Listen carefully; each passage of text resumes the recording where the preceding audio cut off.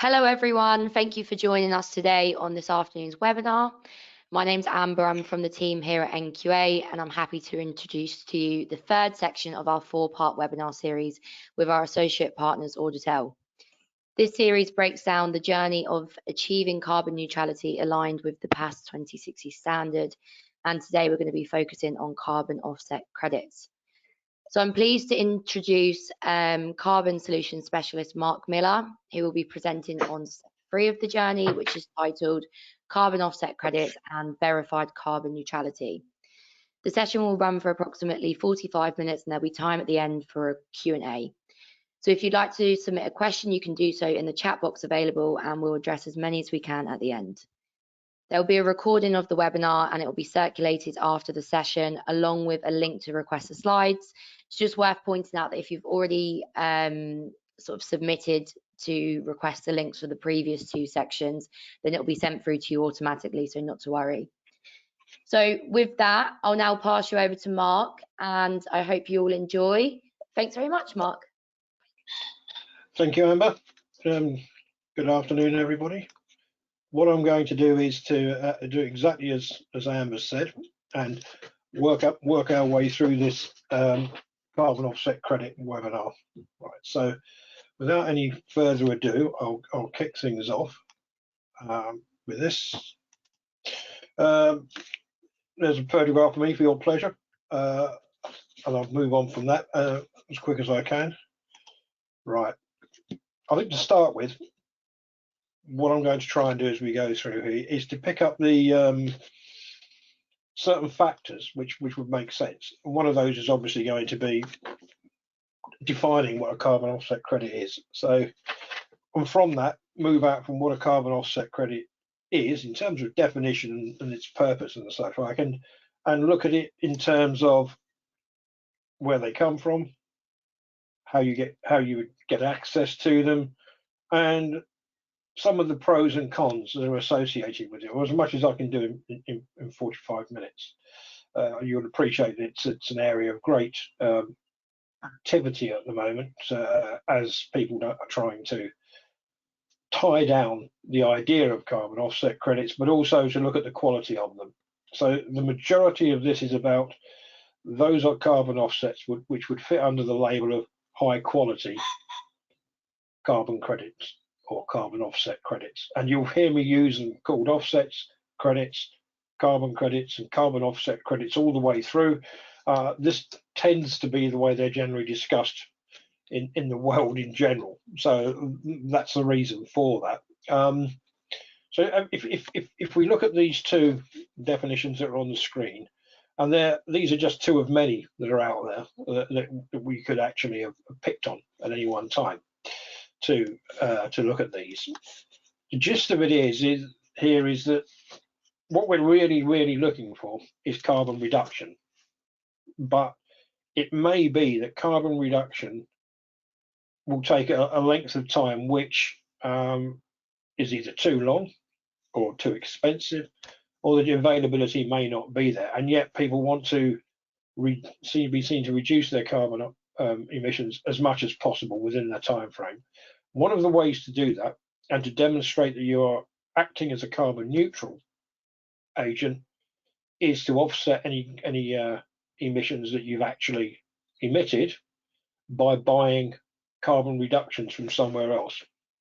So it might well be your reasons for doing it are many and varied, but what you're basically doing is you're buying a reduction in carbon emissions from somewhere else, and you are using those reductions to offset the things that you've emitted. So if you've got 10 emissions, you buy 10 offset credits or 10 tons worth of carbon dioxide equivalent, and one cancels out the other. You net them off. All right. So it sounds simple as a principle, but there's quite a bit behind it. Okay. And as you'll see as we go through, we refer to them being carbon dioxide equivalents, and you will also hear me saying that 1 ton of carbon dioxide equivalent is offset by 1 carbon offset credit, or 1 reduction of that. So that's the principle on which they're based. So what are the main categories? So as I've said earlier, quite often different expressions are used interchangeably, and I think if you're confused, just clarify with whoever you're talking to. There are things that look like carbon credits out there, and they're not carbon credits.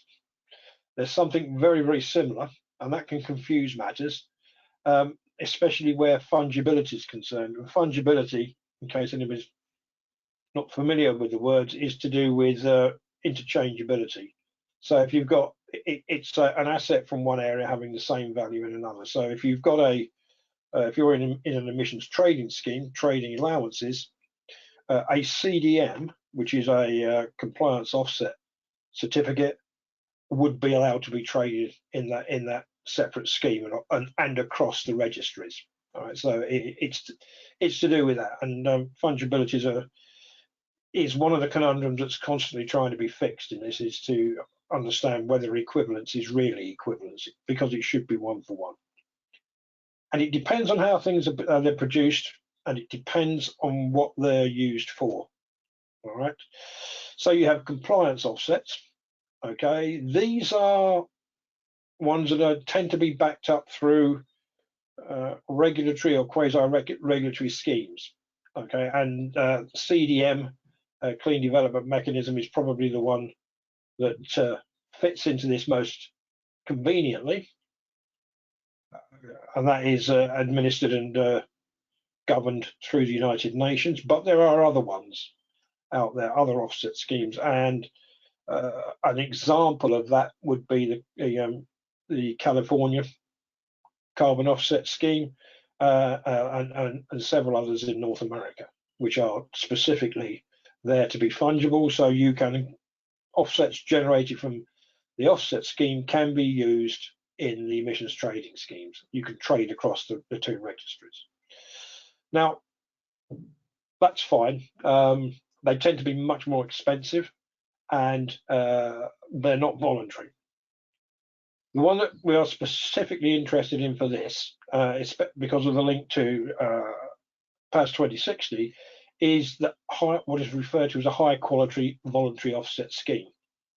And this is a verified emission reduction, a VER, or they have various other acronyms, but they are a verified emissions reduction of 1 ton of carbon dioxide equivalent.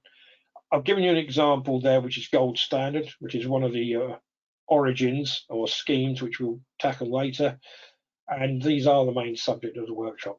Voluntary offsets, now you'll see a lot of these out there, and they're generally unverified, verification being a very, very important aspect of both credibility and value, and those verifications are generally and almost universally carried out by an independent third party. Voluntary offsets, quite often unregulated, quite often local initiatives, and there may be very little to demonstrate that they're actually offsetting any at all. And quite a bit of the bad press you hear is generally about these, but focused those words. But that's not always the case. Some of the voluntary offset schemes which aren't verified are very good, but it is very much, buyer beware. Some of the other things that you will see out there which look similar but certainly are not are emissions trading credits. Okay, they are pretty much where the cost of carbon is set globally through the emission trading credits, and they are traded in cap and trade schemes to make sure the caps are met. And renewable certificates, like renewable obligation certificates, and those kind of things, or RECs as they're called in the US, whereby they're used to reclaim tax and rebate tax and things like that. They look like the same, but they're not. So just get that one out of the way so people don't get, so later you won't get confused. So what is the, what's the structuring, if you like, of the carbon offset credits market? Okay, certainly for carbon neutrality. You have this basic structure, which is thankfully is basic, although as I'm sure you're aware, these are assets and financial instruments in the end. So there's a lot of complexity within them. But what you have is you have the standards which say this is what a carbon offset credit must be to have a value and to be classified as a carbon offset credit. You have the project developers, and these are the projects that generate the carbon offsets. These are the projects which exhibit the reductions. Now, a question that we're going to have to answer is a reduction from what to what?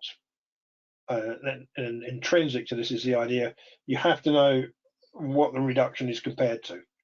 And that's an area that can cause quite a bit of confusion and often will give rise to quite a lot of complaint.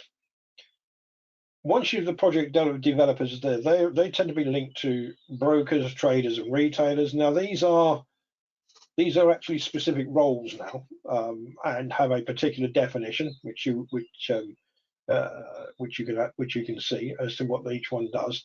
And then you have the idea of the end buyer, okay, and that would be the person or the organisation who's seeking carbon neutrality and wants to offset their emissions. So you have the credits, the need for offsetting, and that is where these things turn into an offset. And to be honest, they've actually become an offset at the point where you do a thing called retiring them, because what you're saying is, I have 10 tons of CO2 equivalent. I need to offset that with reduction, so I'll buy 10 reduction credits, and we'll put the two together. One offsets the other, so it becomes an offset, and that's the job done.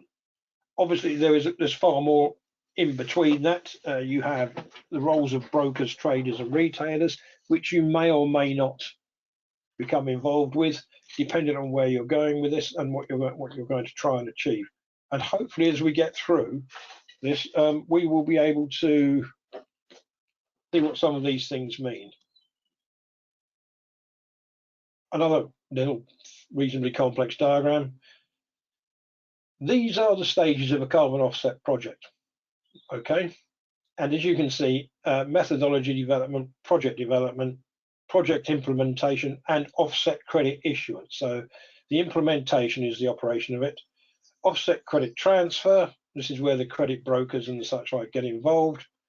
And the final stage, which is the offset credit retirement. And at that point, which you're eventually, if they call it retirement, but you're scrapping it, you're throwing it away.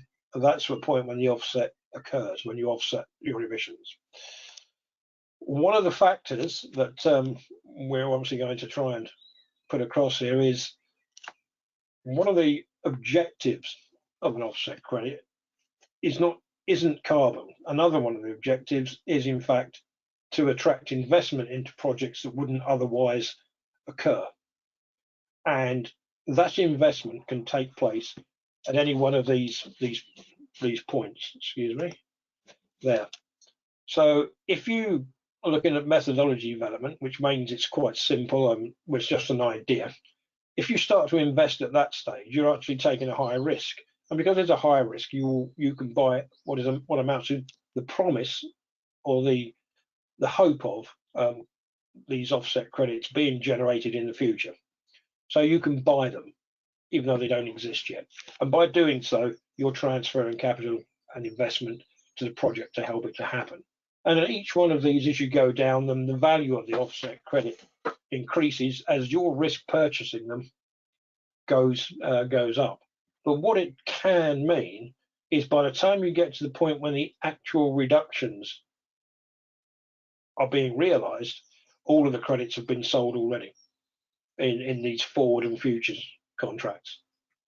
So be wary of, I should say, the fact that these are an asset, and they are a financial asset in any other way, in as much as they could be traded and their values go up and down. We're particularly interested at the last 2 points, step 4 and 5, obviously, because if you're seeking carbon neutrality, you want to buy the offset credit and you want to offset your emissions with it. One of the things that we're starting to find is they can get quite scarce. because of the fact that in many cases they've all been bought for the first 2 to 3 years of their operation. All of the resulting credits are already purchased, and not all of them are purchased for retirement. Some are purchased at a much lower value in order to be able to trade them subsequently at a much higher value. So there's a lot of standard commodity speculation out there, and to some extent they are, traded in much the same way as on a commodity market. So what is it? What do you have to? What is it that distinguishes a quality carbon offset? Well, there are 5 kind of key overarching requirements, which is these. It has to be additional. Now, what that means is the carbon reduction would not have happened anyway. So if you are having to reduce your emissions because it's a legal requirement of doing business, that doesn't count as additional. So you can't count that as a carbon reduction because it's not additional. It's only additional afterwards. I'll show a slide later which hopefully helps to illustrate that. They mustn't be overestimated, because if you're going to sell them, there's an interest in overestimating them because you want to have more carbon credits issued. And when I said just now about you're talking about reductions from when, of what to what you're actually doing, and the process involves putting together a case or a proposed case which says, all things being equal, and this project never existed, then these would be the emissions to achieve the same effect, which may be an example might be sinking local wells as opposed to trucking in water from, I don't know, many miles away, as an example. So you can see that from trucking it in as opposed to digging a local well, you will see that there are a reduction in the subsequent emissions to do it, and therefore that would seen as carbon reduction that could be used as an offset. So the temptation is to overestimate the counterfactual or the original baseline case, if you're on the benchmark case, and to express what it would have been as business as usual to be higher than it probably is, which is why a lot of effort goes into verifying and validating that initial case to make sure it doesn't allow overestimation to occur. The next aspect is the idea it's got to be permanent. And if you look at the different types of offsets that are out there, and there are many different types for many different projects, some of these the offsets do not actually become available as credits until 5 or 6 years after the actual project starts, during which time that project will have generated money and will have got investment and so on, and will have been operating. If you're looking at a forest that starts out as trees being planted, the saplings, it's dependent on the species, it's 10 to 20 years before you're going to get any carbon reductions that make any sense. The other problem with that is it's portable, in as much as you get forest fires and you get logging and you get changes of the law that allow these sort of things. Think of something like a forest, and you're probably in some of these schemes you're expecting 100 years cover. So unless that forest stays there for 100 years, your 1 ton would not remain valid or eligible. So you get these complications within complications starting to mount up. And the little bit in blue, the idea is that direct private financing is made available, and the project itself would not occur without that private financing. And that private financing is only there based on the forecasted revenue, so that the return on investment can be calculated from the beginning. So what you're actually looking for there is the fact that if that project would have happened anyway, and it makes a profit without the private financing or without the revenue from the carbon offset sales, then it is almost certainly not additional. And this is one of the reasons why there are other problems like further up the road, which we can talk about. It's as simple as that. If you've got a business that's making money anyway, then there's a very unlikely chance that you'll be able to generate offsets of it, because it doesn't need the offsets to happen. So it's not additional. This is a diagram of how this is supposed to work. Does work. I'm supposed to. It's a bit harsh. It does work in something like PAS 2060 and most schemes. And what it says is on the left, you've got an initial baseline footprint, carbon footprint, and if you use all the little red offsets against it, then you will offset all of the emissions, and you'll actually be carbon neutral. That can be horribly expensive and may not be the sensible course of action. However, I mean, it's up to you guys, and there's a whole load of reasons why you might choose to do that. As you can see, because this only really works with real reductions, as you make the real reductions period 2, 3, and 4, the amount of offsets you're required to buy reduces. So the balance reduces. And it's certainly worth thinking about as to at which point in time, looking at that, you want to start buying offsets.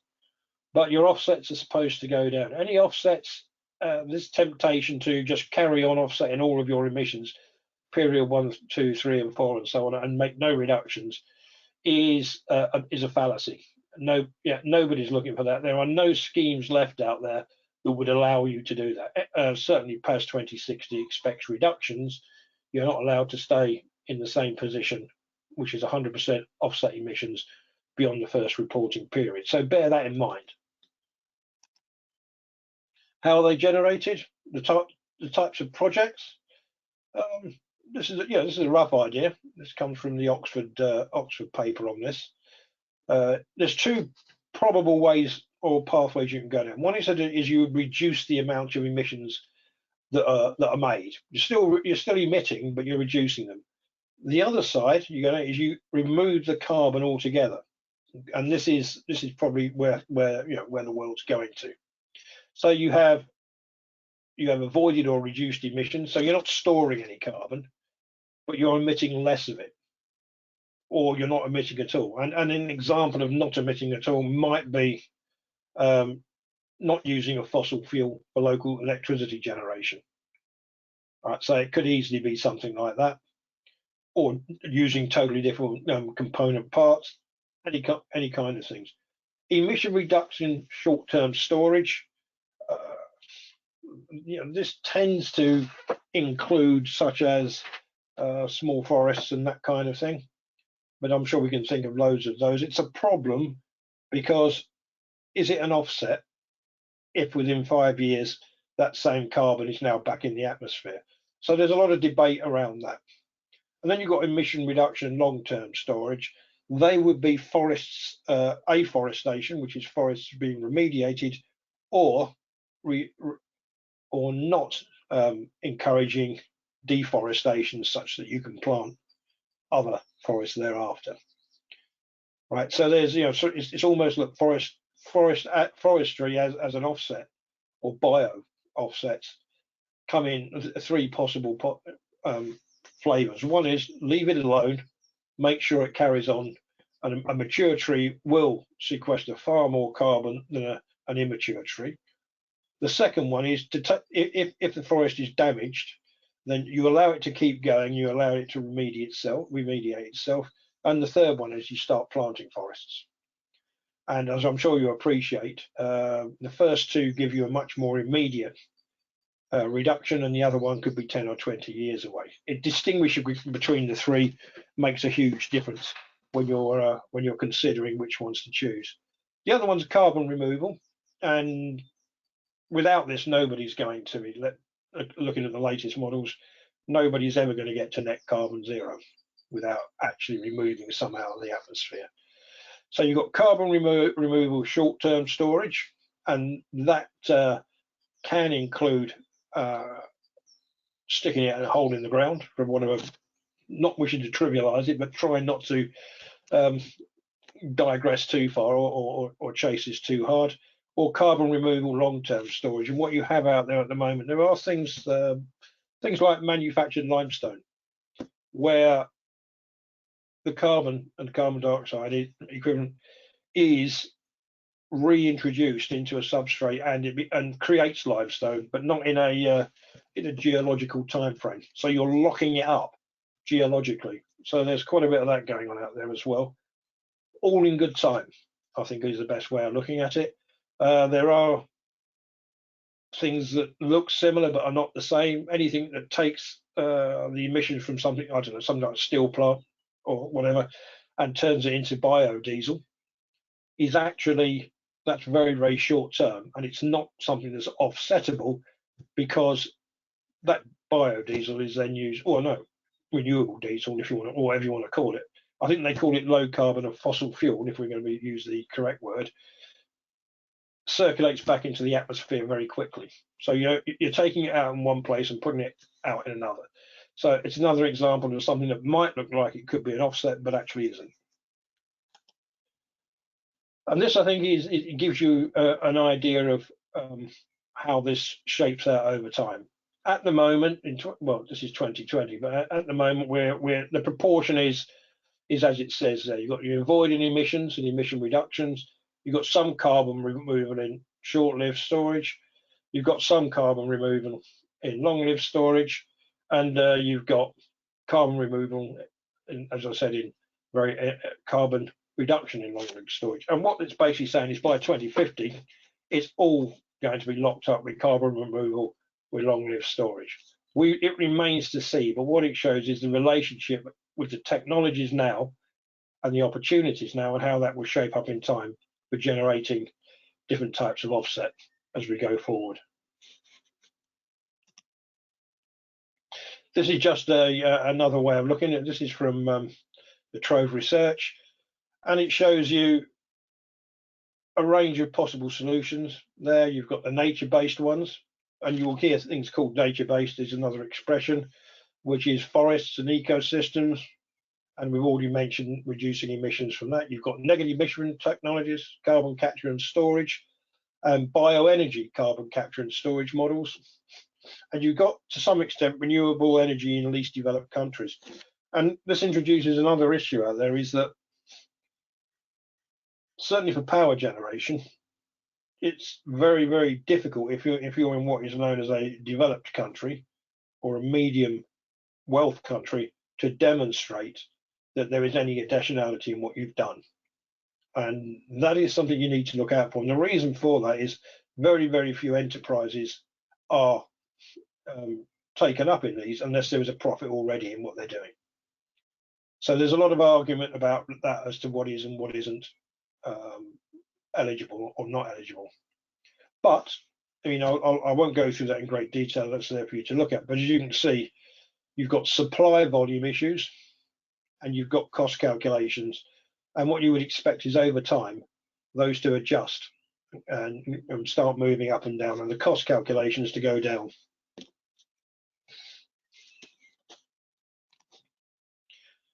So offset schemes and registries, where do you buy these from? Who generates them? A registry, and I'm going to show you a couple in a moment or two, are made up of organizations, usually voluntary, but not always. But we're talking about high quality voluntary offsets. So in this case, that's what we're talking about.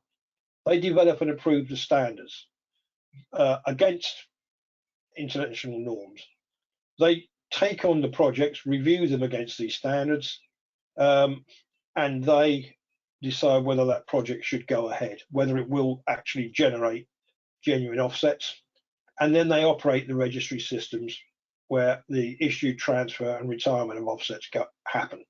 Now, there isn't a single registry out there, but what you've got is the high quality registries who all operate to all intents and purposes against the same baseline criteria, and their offsets are seen as equivalent across the registries.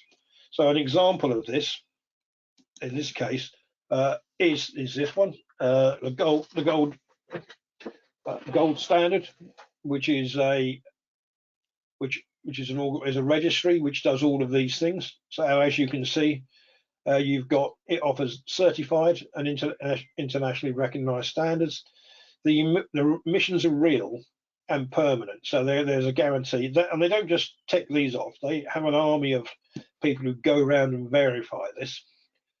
Quite often they're subcontracted, so they tend to pick experts and combine teams. Okay, they always make sure that these emissions would not have happened without the project activity. They have to be unique, so you cannot double count. Only one credit can be issued ever. You can't have several people buying the same offset credit, because all of these have got serial numbers and they're all accounted through the central registry. And you can access all of this online. It's fully open. You can see all the projects, all of the offset credits that they've generated and what's happened to them all the way through. So that traceability is important. The next slide, it might be a little bit difficult for you actually to see it, but this is one of the other main ones. And these are just a couple of basically screenshots out of their registry. And this is Vera with their voluntary carbon. And what you can see there is a full description. I mean, this is one of many pages for each project, where you've got a full description of exactly what's going on and why this should be classified as a carbon offset.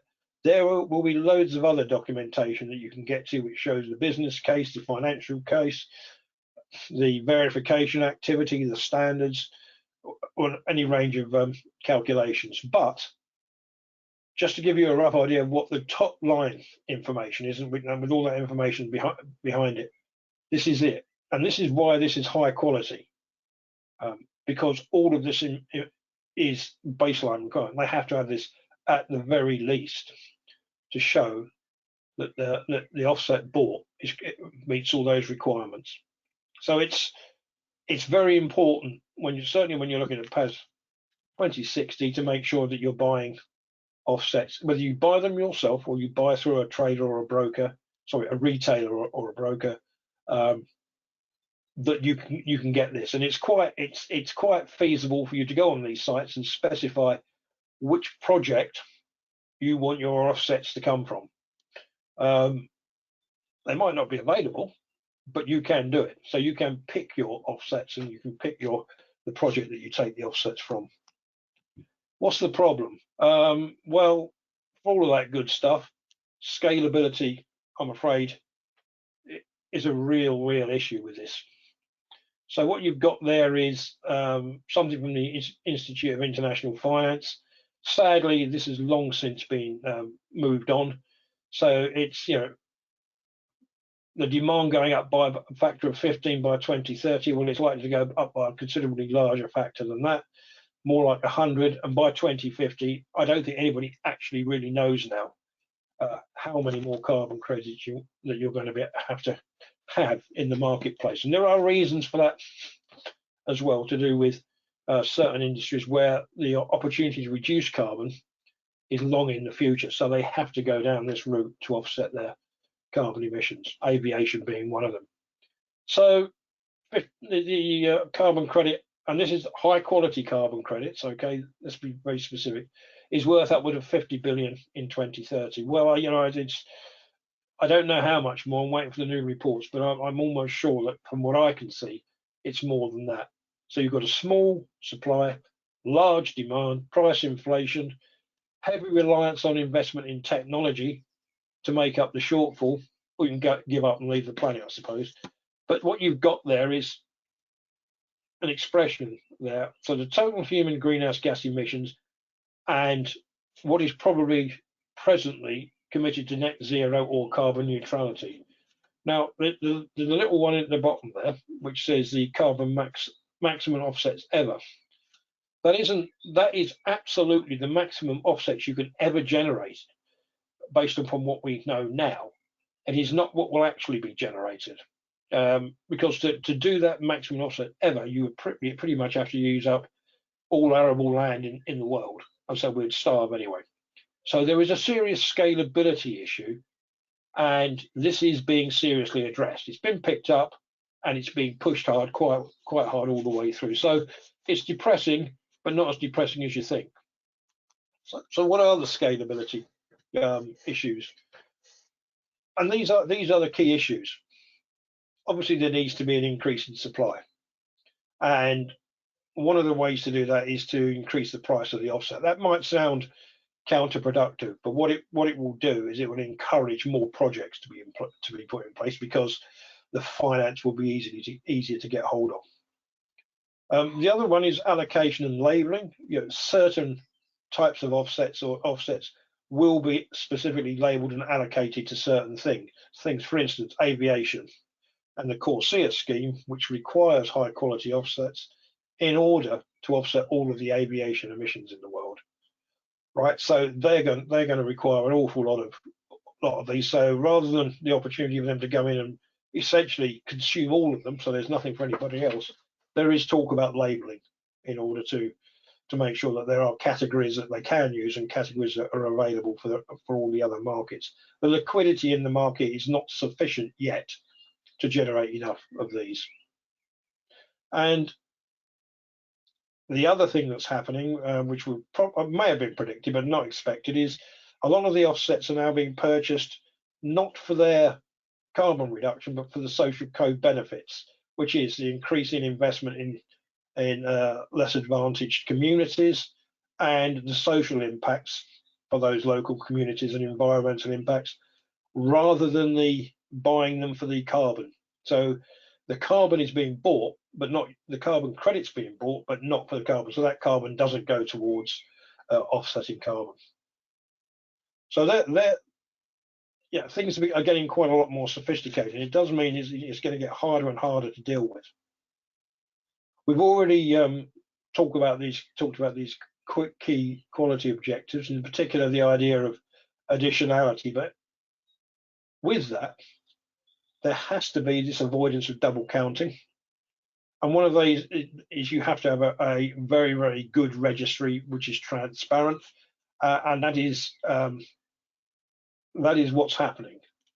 However, the opportunity for fraud and criminality, unfortunately, is always going to be there. So saying that you're going to stop the same offset credit being sold more than once is less and less possible. And certainly if you're in an unregulated or an unverified voluntary rather than high quality voluntary, it's very difficult to prove that that's what you're doing, and you're just not lots of people buying the same reduction. Addressing non-permanence, I think that's mostly being tackled by having the opportunity to spread risk and looking at a portfolio, so different types of projects, and making sure those projects will persist financially. Because as I'm sure you appreciate, one of the things if you buy the promise of offsets in a very early stage of this project cycle, and they may never ever generate those offsets, so they may fail. You don't get your money back, and although on the books it looks like we've got a load of new projects and the promise of a load of offsets in the future, those offsets won't materialize. Again, the obvious opportunity for scams and fraud is sadly obvious even to the most purist of you, I'm sure. There has to be this facilitating transitions towards net zero emissions. This is not an excuse to buy yourself out of your emissions, and that's become a consistent factor in all of the probable reporting processes, which include carbon offset credits within them. As I've said, strong institutional arrangements, and this is where you get these high-grade voluntary and high-quality voluntary schemes and the such like. And the other bit is to really, really make sure that the positive social and environmental impacts are maximised. And one of the great problems with this is people are consistently saying, yes, this is very interesting, it's very good, and it will reduce carbon, but it will wreck the local community and it will destroy the local environment. You have biofuels and such like where you are where you are replacing mixed farming with basically monocropping for a non-food crop, like what used to jatropha in the past anyway. But you've all been made aware of palm oil issues, palm oil plantations and the damage they do, but they are no longer even remotely acceptable for any kind of offsetting. So they're the quality objectives that are being addressed. And earlier, when I was talking about additionality, I said I'd try and explain this idea of the baseline versus the actual project emissions. So what you've got there is the top blue line is in fact your baseline, and where it dips down and dips down and gets less and less, these are regulatory requirements are being put in place. So they've got nothing to do with the project. You had to do it. There was no choice. Technology runs out, equipment runs out, and you have to put new stuff in. It's not that. That's got nothing to do with it. You'd have had to do that anyway. So these are all business as usual effects. The offset project emissions at the bottom are the actual project emissions from the operation of the project itself, and the difference between those two at any one point, all right, and it is at any one point, not you don't take the difference between the original baseline and the third or reporting period emission reduction. You take it from the same for both. Is your offset project baseline, which is calculated and verified, and your offset project emissions, and the difference between the two are your offset project emission reductions, and that's what you can offer and sell. But the key is to remember, unlike with reporting for absolute emissions, when you're looking at a carbon footprint, this is dynamic, and it's to do with points in time and dynamic factors. Just a quick listing there. You have to be able to demonstrate with these ones, and the best ones, assessment of environmental and social impacts. The reason for that is you will get more for on the open market, because people will compete for these ones if you can demonstrate it within the registry that your co-benefits, as they're called, which are the 3 bullet points there, those co-benefits are better and more extensive than in another project, and they are all scored and they're all assessed, and the information on this is all available on those registries, so you can make direct comparisons just by going online and going on them. So it's again, this is why they're high quality, and rather than you just buy something out the newspaper or off the internet. Just to quickly reiterate this about protocols, programs, standards, and registries. I think I've covered most of those. The one bit I think we should remember is offset program must utilize a registry. There has to be this governance, this platform upon which the governance is seen, and all trading is absolutely transparent. Yep. So the standards themselves, there are plenty of them out there. Each one of the registries that I've mentioned already will have their own standard, but that standard in and of itself is based upon that ISO there, 14064-2, and dependent on, I suppose you call it their mission, depends on some of the emphasis within it, but the governing and calculation and reduction rules are pretty much identical across all of them. So if you are in a position where you want to operate a carbon offset project, then you've got quite a lot to do. A high quality one in particular, it is a barrier to entry, but I think it's a nicely balanced one in favour of the organisations that should be doing it as the ones that shouldn't. It has taken a long time to get to that position, even imperfect as it is, compared to the bad old days when the CDM mechanism was first put into operation in sort of, I don't know, 2005 or such like, where there was massive abuse and reductions were false. They didn't, there were non-existent reductions. I know there still are out there, but all of the things I've talked about should have made those less and less likely. And if you're going to use a registry or you're going to go through a reputable broker or retailer, then you will have access to all of that governance information, so you'll be confident that what you're buying is to the best of the present methodology and governance, as good as it gets. So we should really finish with what are the cons. I haven't talked about some of the pros. One of the things that upsets people, and I've gone into a bit of detail on this bullet there, is how much of that funding actually goes, of the price of a carbon offset credit, actually goes to the project itself. And if you can see here, what you've got is 28% to the actual project. So that's their revenue line. The 34% to the company taking the risk of the project failure, that's the investors. They want their money back. 90% to the actual project investors, the ones who are subsequently investing once the project's going, and keep and you know, the local banks. And what the 90% that's left goes into the trading infrastructure. So as it stands at the moment, and probably not surprisingly, it's divvied up in many different ways.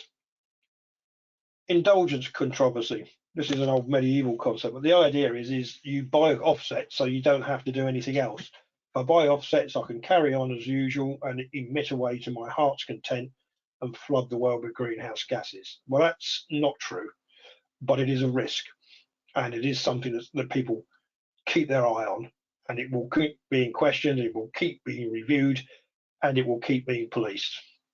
The effectiveness of tree planting offsets, I've already alluded to that. Trees burn. But the other thing is, a lot of these, they never get to the point where they're able to offset the credits that they say they are, because the species planted were not as effective as was predicted. The land was not as fertile as they predicted. There's a fire, or the forestry practices are rubbish. So it's just not worked. Indigenous land rights issues, and this is because in many cases, of course, people have ride roughshod over these, and there's a fear that Indigenous land right issues are being seriously abused. You want land in which to do this. So, and in many cases with plantations and the such like, there are serious land rights issues where some of the practices to get access to those rights are dubious. Again, there are many attempts to sort this out, but you know, it needs constant attention to make sure. We've already said that there's additionality and lack of regulation in the voluntary market, less so in the high quality voluntary market, but there is an issue around that. Quite often the additionality isn't there at all in the voluntary market. So they're not even real reductions. And unless it's very transparent and it's got all the controls, you'll never know. Until such time as you try to catch them in to express yourself as carbon neutral, and they won't be accepted. And it's tough luck if that happens, unless you can insure against it, which is unlikely at the moment. You will have to go and buy them all over again from a high quality source.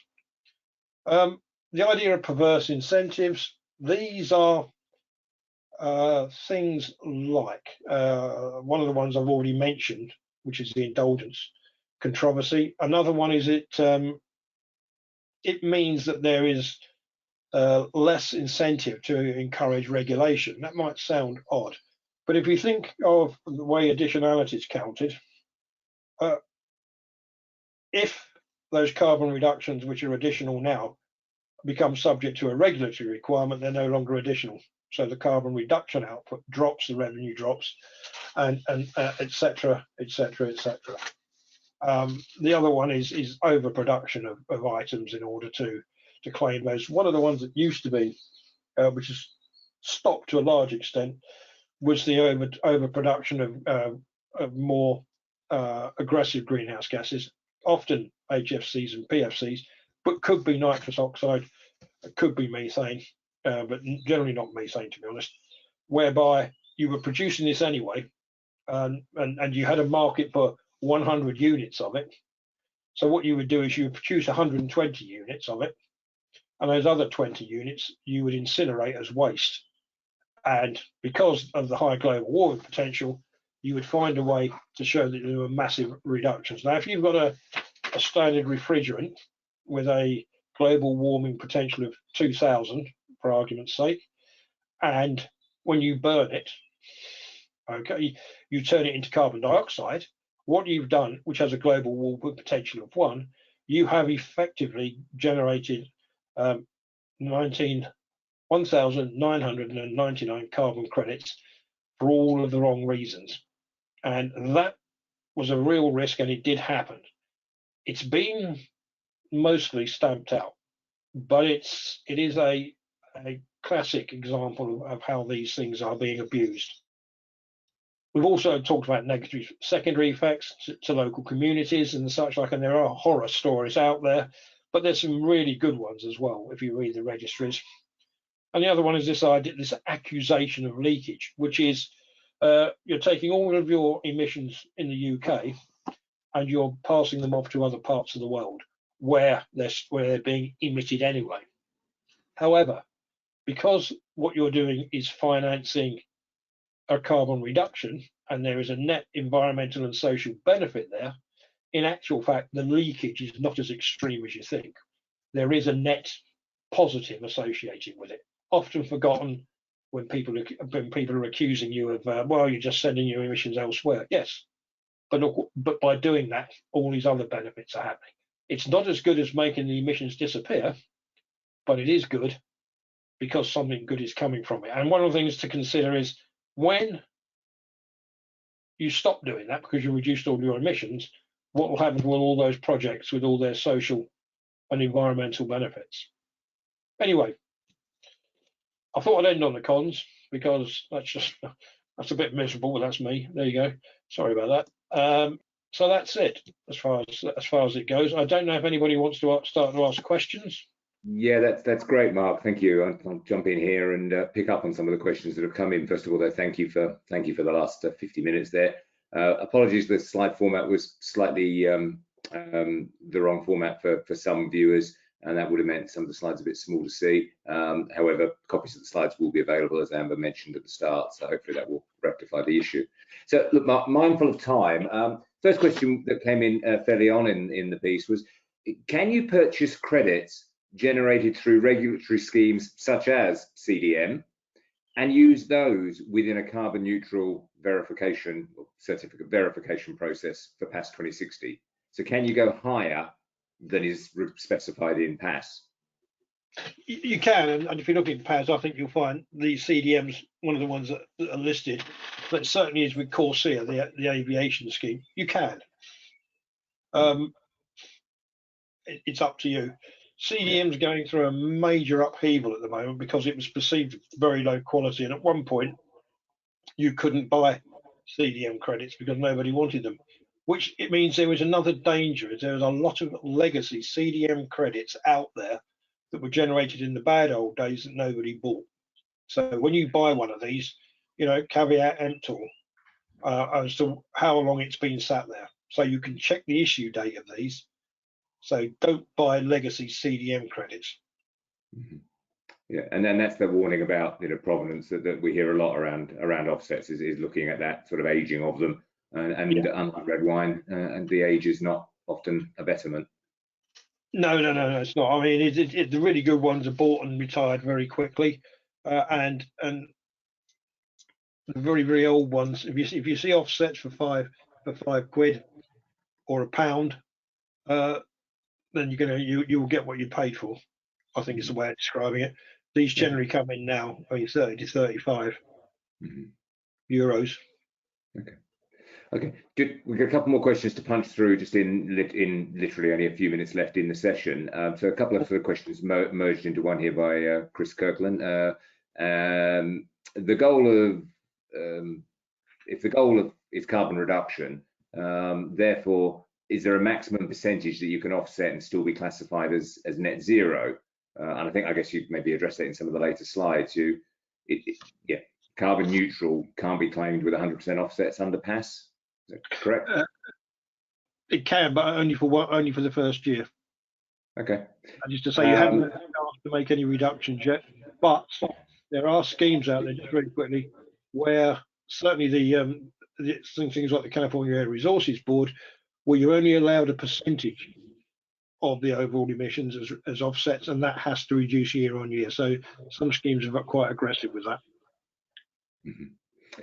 Okay. What's your view on the generally advertised air mile offsets? Are they worth doing?